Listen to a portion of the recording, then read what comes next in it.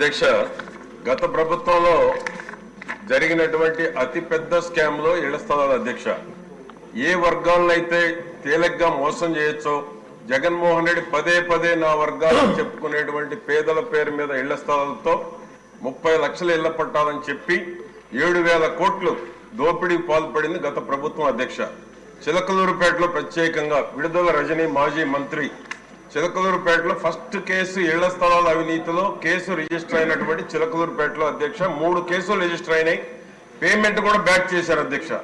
1,20,00,000 ఏదైతే రైతులు కేసు పెట్టారో ఒక కేసులో 1,20,00,000 తిరిగి వారికి పిలిచి ఆ కేసు విత్డ్రా చేయించుకోవడం జరిగింది అధ్యక్ష. ఇంకా 2 కేసులు పెండింగ్ లో ఉన్నాయి.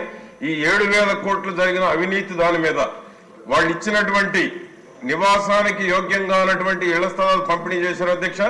30 లక్షల ఇళ్ల స్థలాల్లో ఎంతమంది ఇళ్లు కట్టుకున్నారు, ఎంతమంది ఇళ్లు కట్టుకోలేదు, నివాస యోగ్యం కానటువంటి భూములు పంపిణీ చేశారు. 7,000 కోట్ల అవినీతి మీద మా కాలువ శ్రీనివాసులు గారు చెప్పినట్టు సిఐడి విచారణ లేకపోతే న్యాయ విచారణ కూడా మేము మీ ద్వారా హౌస్ కమిటీ మీ ద్వారా మేము కోరుతా ఉన్నాం అధ్యక్ష. తప్పకుండా చిలకలూరుపేటలో మేము విడుదల రజనీ చేసిన అవినీతిని నిరూపించడానికి మేము సిద్ధంగా ఉన్నాం అధ్యక్ష.